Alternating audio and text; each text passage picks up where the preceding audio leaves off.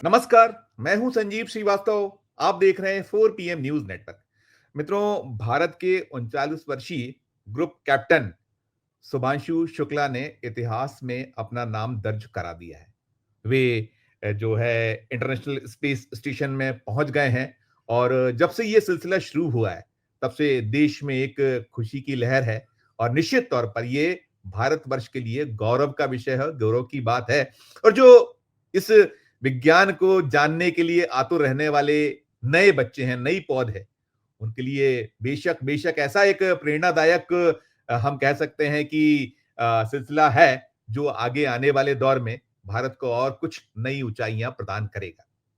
अभी जो हम बात कर रहे हैं कैप्टन शुभांशु शुक्ला की, वे अंतर्राष्ट्रीय जो स्पेस स्टेशन है, इंटरनेशनल स्पेस स्टेशन, यहाँ पहुंचने वाले पहले भारतीय जरूर हैं, लेकिन वे यदि हम अंतरिक्ष में जाने वाले, स्पेस में जाने वालों की बात करें, तो पहले भारतीय के तौर पर जो wing commander, retired wing commander जो बात करें राकेश शर्मा, उनका नाम उस इतिहास के तौर पर दर्ज है। और राकेश शर्मा जी से लेकर और अब ये जो कैप्टन शुभांशु शुक्ला हैं, इन तक बीच में और भी भारतवंशी गए हैं, लेकिन सीधे तौर पर ये हमारे लिए, जैसा मैंने कहा, कि एक इतिहास में दर्ज हुआ है, भारत नाम दर्ज हुआ है शुभांशु शुक्ला का। और हम सब एक उत्साहित भी हैं और गौरवान्वित तो अपने आप को महसूस कर रहे हैं। लेकिन जो ये सिलसिला है, 41 सालों के बाद अभी जब पहुंचे हैं शुभांशु शुक्ला, तो फिर बात राकेश शर्मा की भी हो रही है, जो स्पेस के पहले अंतरिक्ष यात्री थे।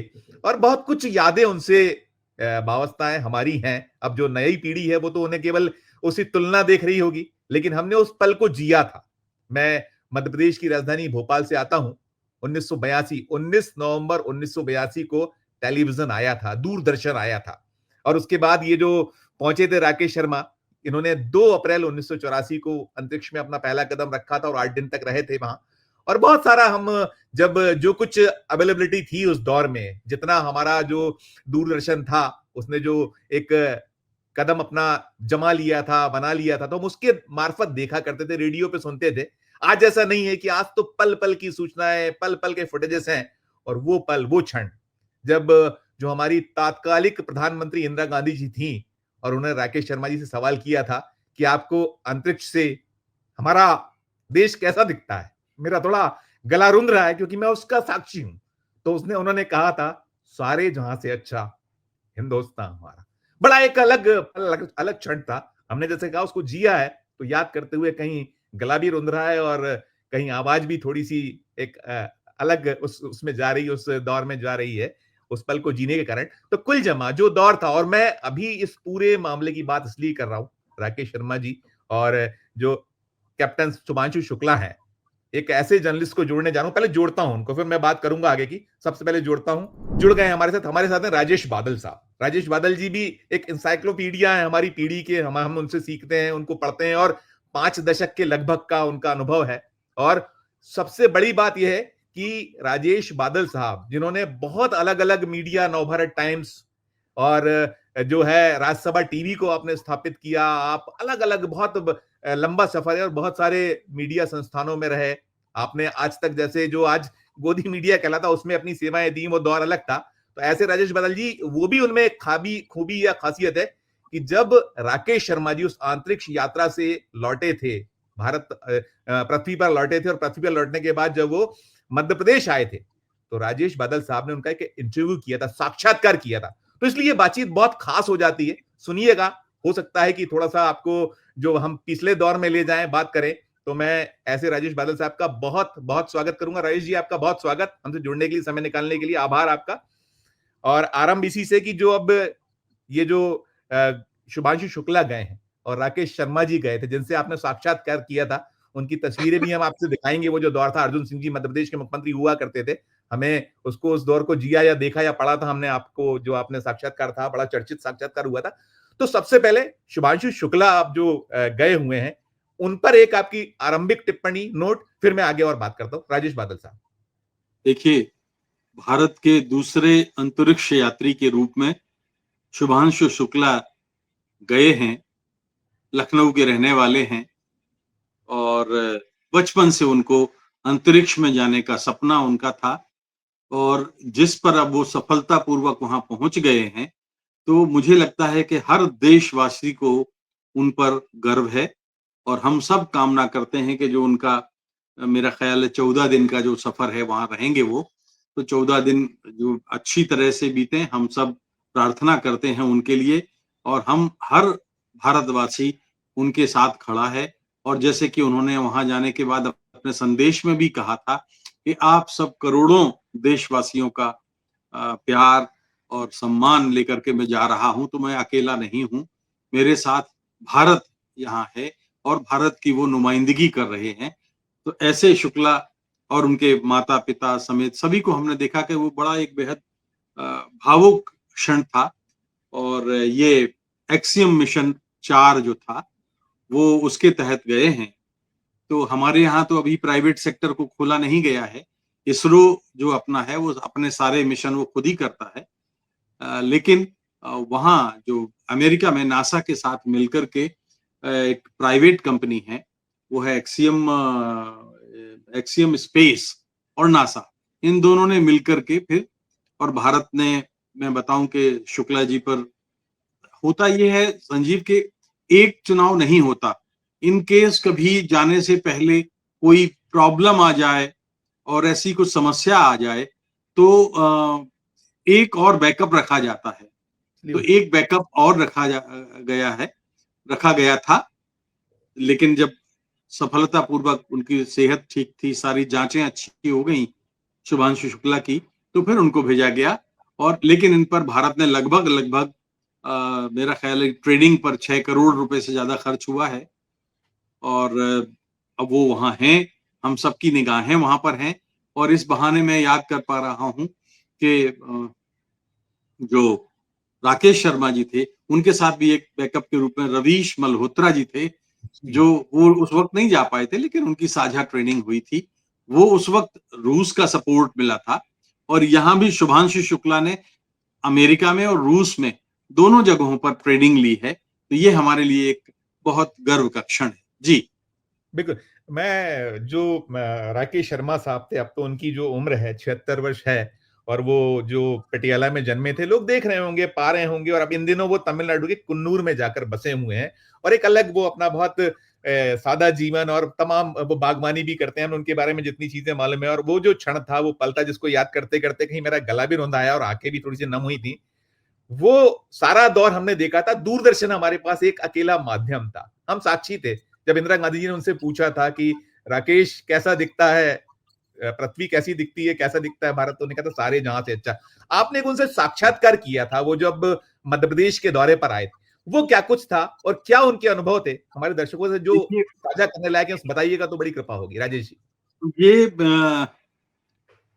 1984 की बात है और जब राकेश शर्मा स्क्वाड्रन लीडर राकेश शर्मा जब लौट के सफलतापूर्वक आए, तो मैं याद कर पा रहा हूँ और आप भी भावुक हो रहे हैं और मैं भी, कि सारे देश ने उनका किस तरह से खैर मकदम किया था, स्वागत किया था।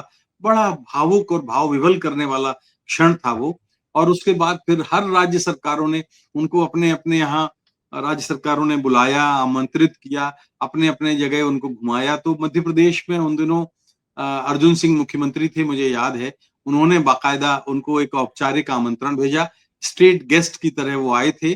और मेरी जो मुलाकात उनसे हुई थी, वो खजुराहो घूमने के लिए गए थे, एक दो जगह और भी गए थे, लेकिन मेरी मुलाकात मैं इंदौर से स्पेशली उनको इंटरव्यू करने के लिए गया था। और चूंकि मैं, बहुत कम लोग ये जानते हैं कि मेरा बैकग्राउंड असल में संजीव भाई विज्ञान पत्रकार का है क्या और बात है, विज्ञान मुझे भी नहीं पता, पत्रकारिता, मुझे भी नहीं पता। मैं बिल्कुल बिल्कुल जी। विज्ञान पत्रकार के रूप में अंतरिक्ष और परमाणु और ये सारे जो विषय हैं, मॉडर्न विषय हैं, विज्ञान प्रगति नाम की एक पत्रिका में लगातार उन पर लिखता रहा हूँ, CSIR के पैनल में हूँ, तो मैं ये सब काम करता रहता हूँ। तो मुझे जो है राकेश शर्मा जी को इंटरव्यू करने का मौका मिला था। मैंने आपको एक फोटो भेजी थी, अगर संभव हो तो आप दिखा भी सकते हैं, जिसमें राकेश शर्मा जी के साथ मेरा फोटो है और उसमें अर्जुन सिंह जी भी कुछ देख रहे हैं। तो तीनों लोग, हम लोग उस फ्रेम में हैं खजुराहो में। तो राकेश शर्मा ने मुझे कहा था कि मैंने उनसे पूछा कि मैंने कहा कि इस समय 1984 में आजादी के इतने वर्षों के बाद जब आप अंतरिक्ष पहुंच गए हैं, तो अपनी इस यात्रा और उपलब्धि पर क्या कहेंगे?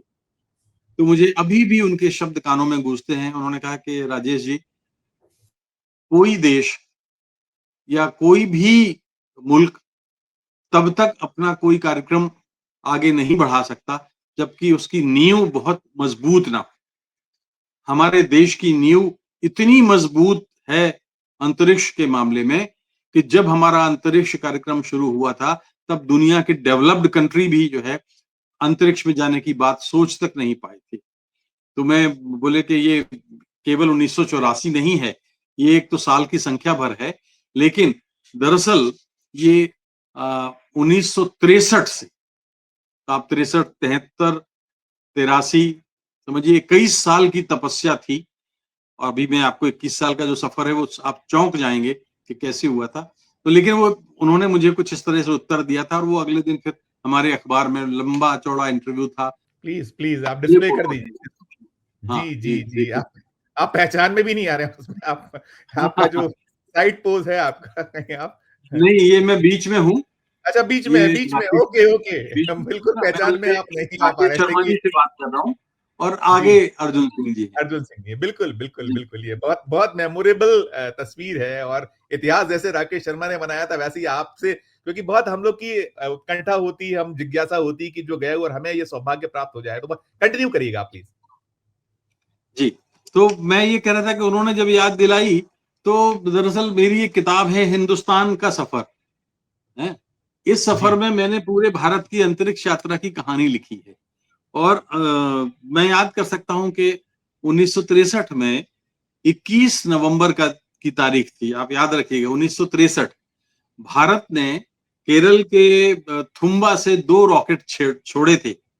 और जी, 63 में जब देखिए कि कई सारे देश, मुल्क आजाद हुए थे और अपने साइकिल पर अपने ले जाने वाले एपीजे अब्दुल कलाम साहब शायद वही बरतान। जो जी बताइए, प्लीज वो बताइए जी। उसके बाद जुड़े थे, 63 वाले में तो नहीं थे। लेकिन जी 63 में जब थुम्बा से 2 रॉकेट भेजे गए, तो चूंकि गोपनीयता भी बरतनी थी, कई देश सर, समर्थन कर रहे थे, कई देश समर्थन नहीं कर रहे थे, कुछ हमारा बजट भी था, हमारा कम बजट था, तो हमें सीमित संसाधनों में रॉकेट ले जाने थे। तो आप यकीन करेंगे कि जो 2 रॉकेट गए थे, उनके कलपुर्जे केरल में बैलगाड़ी और साइकिल पर रख के ले जाए गए थे। जी तो हमने पढ़ा। बैलगाड़ी और साइकिल पर ले जाने का एक वास्तव में एक मकसद ये था कि गोपनीयता बनी रहे, कि कोई भी ये ऑब्जर्व ना कर सके कि हम कैसे अपने रॉकेट के जो कलपुर्जे हैं वो कैसे ढोकर ले जा रहे हैं और कहां से ले, कौन सोच सकता है कि बैलगाड़ी में रख के रॉकेट का सामान जा रहा है। तो ऐसी कहानी थी। और देखिए 63 और 5 68, 6 साल के बाद, 6 साल, इसरो चूंकि नेहरू जी के जमाने में बना था, इसरो ने एक मतलब भारतीय नहीं, उस समय तक इंदिरा गांधी, माफी चाहता हूं, इंदिरा गांधी आ गई थी और तब उस समय अंतरिक्ष का उसका जो सेंटर था वो दूसरा था। इसरो नाम दिया गया था इंदिरा गांधी के जमाने में। और ये जो हमारा 15 अगस्त पड़ता है आजादी का दिन 1969 का, 1969 15 अगस्त को इसरो बना था। और इसरो इंदिरा गांधी के पहल पर बना था और उसके अध्यक्ष थे विक्रम साराभाई, अगर मैं जी हाँ, ठीक याद कर पा रहा हूँ। ठीक ठीक, तो सही विक्रम सही। सारा, तो मैं देखिए कि 1969 70 अगर आप देखें तो 25 साल ये, 25 और 25 50 और 56 साल पहले, 56 साल पहले। तो जो मैं नींव की, मैं अभी भी राकेश शर्मा की उसी बात को याद करता हूं और मैं सोचता हूँ कि अगर नींव हमारी मजबूत ना होती, इस देश के हमारे पूर्वजों ने नेहरू जी के जमाने में विक्रम साराभाई जैसे वैज्ञानिक और इंदिरा जी ने सहयोग ना किया होता, और उसके बाद राजीव जी और भी जो लोग हैं, तो उन्होंने सहयोग ना किया होता तो हम यहाँ नहीं होते। तो मैं आपको ये देखिए 1975 में, 1975 में भारत ने अपना पहला उपग्रह अंतरिक्ष में छोड़ा और उसका नाम था आर्यभट्ट। कई लोग ये अक्सर आरोप लगाते हैं कि हमारी पिछली सरकारें भारतीय संस्कृति, भारतीय वैज्ञानिक परंपरा, भारतीय वैज्ञानिक सोच और चिंतन की उपेक्षा करती रही हैं। अब आर्यभट्ट कौन थे, किनको हमने सलाम किया था 1975 में, 50 साल पहले? आर्यभट्ट भारत के कितने बड़े गणितज्ञ थे, और उनके बारे में बात करेंगे तो फिर वो आधा घंटा और निकल जाएगा, कभी जी, आर्यभट्ट पर अलग से बात करेंगे। अलग उसके जी, बाद देखिए ठीक 5 साल के बाद, यानी 80 में, 1980 में 18 अप्रैल का दिन था, तब हिंदुस्तान ने जब जब ये गए थे 80 में रोहिणी उपग्रह छोड़ा। रोहिणी उपग्रह जब स्थापित किया वहां अंतरिक्ष में, तब जाकर के सारे दुनिया में खलबली मची, सारे संसार में खलबली मच गई कि अरे, भारत ने क्या रोहिणी उपग्रह स्थापित कर दिया। उसके बाद देखिए, अगर आप कालखंड देखें तो 75 में पहला उपग्रह छोड़ते हैं, 63 में उससे पहले रॉकेट छोड़ते हैं, 69 में इसरो बनाते हैं, और 75 में हम पहला रॉकेट छोड़ते हैं, 80 में हम दूसरा रॉकेट छोड़ते हैं रोहिणी, और फिर लगभग 5 साल के बाद, हर 5 साल पर हम एक अंतरिक्ष में लंबी छलांग लगाते हैं। 1984 में 18 अप्रैल को हिंदुस्तान ने एक और छलांग लगाई। स्क्वाड्रन लीडर जो राकेश शर्मा जिनकी हम बात कर रहे थे, वो हमारे पहले यात्री बने थे।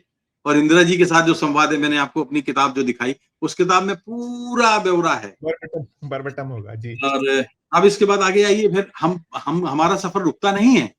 आज आप देखें, चंद्रयान मिशन 1 हुआ। जी, चंद्रयान मिशन 1 जो हुआ वो भारत का पहला मिशन था। 22 अक्टूबर 2008 को ये हमने मानव रहित यान जो है चंद्रमा पर भेजा था, और तब doctor Manmohan Singh prime minister थे। डॉक्टर मनमोहन सिंह ने इस अभियान का एक तरह से बहुत प्रसन्नता प्रकट की थी, और हमारे जो पूर्व राष्ट्रपति थे अबुल कलाम साहब, क्या बात है, उन्होंने मतलब वो तो हमारे मिसाइल मैन थे, तो वो कभी परमाणु क्षमता की बात आएगी तो हम अपने उन राष्ट्रपति जी का जिक्र जरूर करेंगे। लेकिन आज देखिए क्या है, आज उसका कितना बड़ा महत्व है कि ये जो 2009 तक चंद्रयान सक्रिय रहा, इसके बाद आज की तारीख में इसरो संसार का अकेला ऐसा केंद्र है जो उपग्रहों को प्लेटफॉर्म वाला देता है, पहले नंबर पर। इतने उपग्रह एक साथ ना रशिया ने छोड़े, ना अमेरिका ने छोड़े।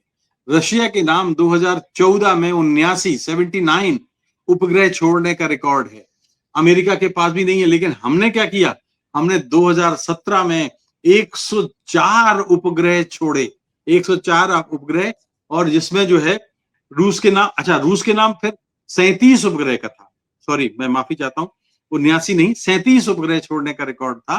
तो वो 2014 में था, उसको हमने तोड़ा, और एक साथ 104 उपग्रह छोड़े, और उसमें से 104 उपग्रहों में आप ये देखिए कि इजराइल के थे, अमेरिका के थे, स्विट्जरलैंड के थे, नीदरलैंड के थे, कजाकिस्तान के थे, और उसके बाद उसी साल हमने ब्राजील का उपग्रह छोड़ा। तो आज भारत नहीं समूची दुनिया में जो उपग्रह उद्योग बन गया है, उसमें भारत प्लेटफॉर्म देने के मामले में नंबर 1 है। और इतने कम किफायती दामों में हम ये उपग्रह छोड़ते हैं कि अमेरिका और रूस जैसे विकसित देश कल्पना भी नहीं कर सकते, चीन भी नहीं कल्पना कर सकता। लेकिन ये हमारी गौरव गाथाएं संजीव तभी पूरी कहलाएंगी जब हम अपने उन पूर्वजों को याद करें, जो जिन पूर्वजों ने हमको आज यहाँ शुभांशु शुक्ला पर बातचीत करने का अवसर दिया है। हम कितने उपकृत हैं, हम क्या उनका कर्ज कभी छिपा पाए, उस कर्ज से ऋण हो पाएंगे? शायद कभी नहीं।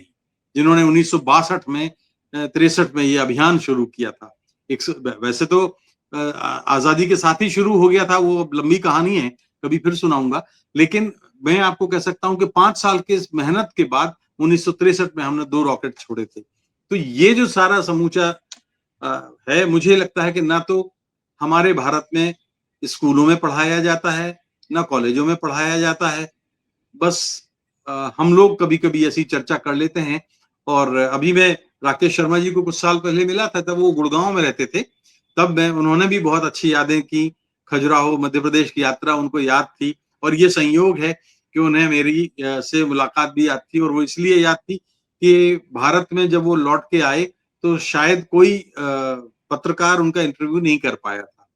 तो वो बोले बिल्कुल, आप शायद पहले व्यक्ति थे जो खजुराहो में आपने इंटरव्यू किया था। तो ये है बिल्कुल। संजीव।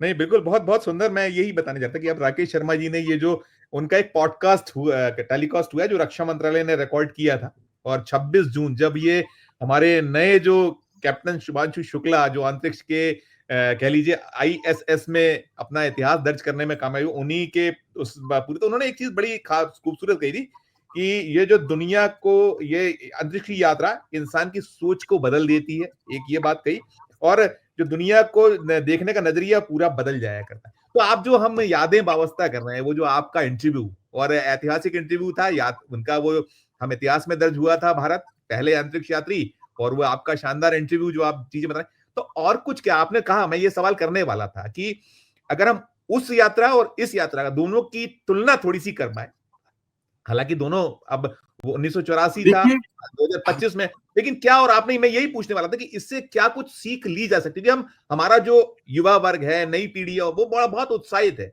उसमें एक है कि हम कुछ नया करें, और अंतरिक्ष, हमने कहा जैसे कौतुक का विषय रहता है, हम कहीं ना कहीं उसको लेकर जिज्ञासाएं मन में रहती हैं, विज्ञान तो वैसे भी जिज्ञासा से जुड़ा है, और अंतरिक्ष विज्ञान, और आप विज्ञान के विद्यार्थी, तो इस नाते सब पर आपकी एक प्रतिक्रिया, मैं एक आध सवाल के बाद खत्म करूंगा। जी, देखिए मैं आपको कह सकता हूँ कि 1900 जब वो 84 में आए थे राकेश शर्मा लौट के, तो उस समय की स्थितियां बड़ी चुनौती भरी थी। भारत का वैज्ञानिक अनुसंधान कार्यक्रम बढ़ रहा था, धीरे धीरे ऊपर जा रहा था, और दुनिया के तमाम देश अपने अंतरिक्ष और परमाणु वैज्ञानिक अनुसंधान के मामले में भारत से बहुत पीछे हो गए थे। फिर भी हमारे सामने चुनौतियां थी। देखिए उस समय सैटेलाइट, आज हम सैटेलाइट के जरिए चैनल्स को देखते हैं, लेकिन ये न्यू तो वही है। वही। और आज हम इंटरनेट, आज हम तमाम प्लेटफॉर्म जो हैं डिजिटल मीडियम के, आज हम वो इस्तेमाल करते हैं। तो शुभांशु शुक्ला का जाना और राकेश शर्मा का जाना, दोनों में इस मायने में फर्क है कि तब चुनौतियां बड़ी थी, संसाधन सीमित थे, रूस के सहयोग से हम गए थे, और तब हमको जो है मतलब बड़ी बहुत बहुत बड़ी उपलब्धि थी वो। शुभांशु शुक्ला की उपलब्धि को हम खुद भी गौरवान्वित हैं उस पे। लेकिन बिल्कुल। आज जो संचार के साधन हैं वो इतने आधुनिक हो गए हैं कि अब देखिए ना, अमेरिका में प्राइवेट सेक्टर की कंपनी वहां के नासा के साथ मिलकर ये कार्यक्रम चलाती है। तो अमेरिका में प्राइवेट सेक्टर में अंतरिक्ष उद्योग या अंतरिक्ष कार्यक्रम भी बड़े अच्छे चल रहे हैं। तो ये एक अंतर आया है। दूसरी चीज मैं बताऊं आपको, मैंने करीब करीब 38 वर्ष पहले दूरदर्शन पे अपनी पारी शुरू की थी, जब प्रिंट में रहते हुए। तो उस समय माइक्रोवेव के जरिए हम लोग दूरदर्शन के जो चित्र हैं या वीडियो हैं ये भेजा करते थे। और माइक्रोवेव टावर्स जो होती थी, किसके कब्जे में होती थी? वो होती थी बीएसएनएल के कब्जे में, क्योंकि वो टेलीफोन लाइनें होती थी। यस। तो यस। टेलीफोन लाइनों के जरिए हम लोग चित्र और वो भेजा करते थे। तो आज तक, आज भी मुझे याद है कि जब मैं 1991-92 में कुछ प्राइवेट चैनलों के लिए मुझे भेजना होता था, तो इंदौर जाते थे, इंदौर में माइक्रोवेव टावर होती थी, वहां से जाकर के अपलोड करते थे, और वहां से जाकर के फिर वो दिल्ली में डाउनलोड होता था। लेकिन ये सुषमा स्वराज के जमाने में भारत का जो पहला प्रक्षेपित अपना अपना चैनल हुआ, जिसमें मैं भी था, शामिल था, उस चैनल ने स्वदेशी उपग्रह से संचालित हुआ, और वो वर्षों तक नंबर 1 बना रहा। तो ये एक अंतर आया है। मैं कहता हूं कि उससे तकनीक, ना केवल तकनीक, मैं आपको बताऊं 1984 में जब आप राकेश शर्मा जी की का इंटरव्यू चल रहा था, तो उस समय इंदिरा जी ने ये कहा था कि भारत का अंतरिक्ष कार्यक्रम पूरी तरह से लोक कल्याण और शांति के लिए है, हम जी। इसका रचनात्मक उपयोग करेंगे। आप सुन लीजिए उसको। है और सर, है। उन्होंने रूस को बार बार धन्यवाद दिया था। सोवियत, उस समय रूस नहीं था, सोवियत संघ था, हाँ जी। सोवियत संघ का विखंडन नहीं हुआ था। तो जी। उन्होंने जी। बार बार सोवियत संघ को इसका श्रेय दिया था। और ये एक कि भारत का जो कार्यक्रम है, हम किसी देश से इसलिए नहीं करते, जैसे कि आप पाकिस्तान का मान लें या कुछ और, कि उधर परमाणु बम बन गया है तो इधर परमाणु बम बनेगा, उधर कुछ ऐसा हो गया है तो इधर बनेगा, मतलब तुलना करके, एक दूसरे की नकल करके, ऐसे नहीं। हमारा जो कार्यक्रम है भारत का, वो रचनात्मक कार्यक्रम है, वर्ल्ड पीस के लिए है, लोक कल्याण के लिए है। जो आज अमेरिका के डोनाल्ड ट्रंप कह रहे हैं ना कि शांति के लिए है, ये शांति के लिए युद्ध। अरे हम तो केवल और केवल, हम तो युद्ध नहीं, बुद्ध के देश के लोग हैं यस और सर, हम यस। केवल शांति के लिए काम करते हैं। बिल्कुल, तो बिल्कुल, हमारे बिल्कुल, सारे बिल्कुल। अभियानों में एक पवित्रता है, पवित्र मंशा है। इसलिए पाकिस्तान बार-बार नाकाम होता है और भारत हर बार कामयाब होता है। जी। बिल्कुल, बिल्कुल। नहीं, आपने बहुत सारी तुलनाएँ की। मैं बता दूँ अपने दर्शकों को कि एक तो जब राकेश शर्मा जी गए थे 1984 में, उन्होंने 2 अप्रैल 1984 को वो उड़ान थी और फिर 8 दिन रहे थे और वो जो उसका नाम था, सैल्यूट 7 नाम था, उस जो मिशन का नाम कह लीजिए, उस जी, पूरा चलिए। का पूरा जो सैल्यूट मिशन था। और दूसरी चीज़ इसमें ये भी शामिल है कि उस दौर में हम संसाधनों की कमी थी, हमने 225 करोड़ रुपया खर्च किया था, जो भारतीय मुद्रा है। जी। आज ये लगभग 550 करोड़ के आसपास का ये 584, आज जो खर्च किया है वो 584 करोड़ से भी जी, ऊपर जी। है। हाँ, ऐसा कुछ है, 550-600 करोड़ के बीच है। मेरा ये सर, चूँकि आप देखिए, आप शिक्षक हैं, ये मुझे पता था, आपने पढ़ाया है, आप कॉलेज में पढ़ाया भी करते थे और आपने ये मुझे नहीं पता था, जो मैंने अभी स्वीकारा कि आप इस अंतरिक्ष जो विज्ञान या इस विधा में आपका अपना एक स्पेशलाइज़ेशन है। तो क्या अब आखिरी सवाल, जितना छोटा हो सके जवाब दीजिएगा, लेकिन वो सारगर्भित हो जाए, थोड़ा बड़ा भी होके चलेगा, कि अब ये जो बच्चे हैं हमारे, जिनमें जिज्ञासा है और ये क्या एक संदेश देता है और क्या कुछ उन्हें इस दिशा में कदम बढ़ाएँ तो कैसे करियर बन सकता है? क्योंकि लोगों को है अभी हम में कहीं न कहीं इसको करियर बनाना, लेकिन और क्या कुछ हो सकता है? इस पे एक टिप्पणी करिएगा तो हम समाप्त करेंगे। राजेश सर। देखो संजीव भाई, अ, अभी अंतरिक्ष पत्रकारिता हमारे यहाँ नहीं पढ़ाई जाती। भारत का औसत छात्र बीकॉम करता है, बीई करता है, एमबीबीएस करता है, लेकिन अंतरिक्ष के बारे में उसको न्यूनतम जानकारी भी नहीं होती। क्यों नहीं होनी चाहिए? मैंने मैंने विज्ञान पत्रकार के रूप में 100 विज्ञान क्लब चलाए और गांव-गांव में चलाए।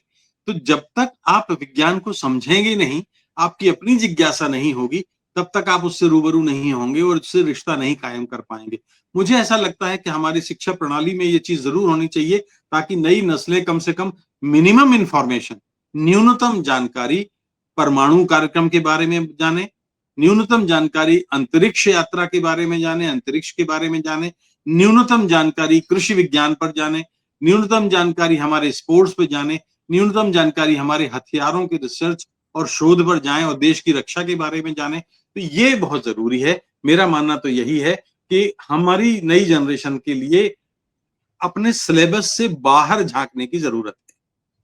बिल्कुल, बिल्कुल राजेश सर, आपने हमें वक़्त दिया और आपने जो कैप्टन सुधांशु शुक्ला की जो ये यात्रा है, इंटरनेशनल स्पेस स्टेशन पहुँच चुके हैं, अंतरिक्ष की यात्रा है, दूसरे भारतीय हो गए। पहले हमारे राकेश शर्मा, और हम याद राकेश शर्मा जी की ज़्यादा कर रहे थे, क्योंकि इसलिए भी कि आपने वो इंटरव्यू, एक ऐतिहासिक इंटरव्यू जिसके बारे में बताया, और एक तरीके से उस साक्षात्कार के अंश हमें ऐसा लग या दिख रहा है कि स्वयं राकेश शर्मा जी हमारे साथ हों, सामने हों और हमारे दर्शकों को सिलसिलेवार जानकारी दे रहे हों। तो इन सब के लिए आपका बहुत-बहुत धन्यवाद, बहुत-बहुत आभार, शुक्रिया सर। तो मित्रों, ये थे राजेश बादल साहब, जो बता रहे थे, जैसा मैंने कहा कि उन्होंने उस जो पहले अंतरिक्ष यात्री थे, भारतीय अंतरिक्ष यात्री राकेश शर्मा साहब का एक बहुत ही शानदार इंटरव्यू किया था और उस दौर में वो 8 कॉलम बैनर हुआ था उनके अपने जो संस्थान में, और उसकी बड़ी चर्चाएँ हुई थी। अर्जुन सिंह जी मध्य प्रदेश के मुख्यमंत्री थे, मध्य प्रदेश यात्रा उन्होंने की थी और हमारी जैसी जिज्ञासा होती है, उसी जिज्ञासा को हमने एक शांत करने, या वो ओवरऑल अभी चर्चाएँ जब हो रही हैं, सुधांशु शुक्ला निश्चित तौर पर गौरव का विषय, गौरव की बात हम शुरू से कर रहे हैं और पुनः अंत में भी यही कहेंगे कि उनकी यात्रा बेहद-बेहद सफल हो और जिस लक्ष्य को लेकर वो गए हुए हैं, भारत का जो इस यात्रा को लेकर लक्ष्य है, वो पूर्ण हो, पूरा हो, बिना किसी व्यवधान के पूरा हो। लेकिन जो ये एक खास बात है कि राकेश शर्मा जी का जो एक दौर था, उसको हमने स्मरण किया है। अच्छी लगी हो ये चर्चा, तो निश्चित तौर पर हमारे चैनल को लाइक भी कीजिएगा, सब्सक्राइब भी कीजिएगा और ज्वाइन का बटन दबाइएगा तो हमारी हौसला अफजाई होगी। लेकिन टिप्पणी ज़रूर कीजिएगा, पूरी बातचीत आपने सुनी, निश्चित तौर पर कुछ अलग ये बातचीत है, आपको पसंद तो आई होगी और एक ज्ञान भी आपका बढ़ा होगा। तो इस मामले पर पूरा इस वीडियो में कमेंट कीजिएगा और जैसा हम अंत में कहते हैं कि प्यार और स्नेह बना रखिए और देखते रहिए 4 पीएम न्यूज़ नेटवर्क। धन्यवाद, नमस्कार।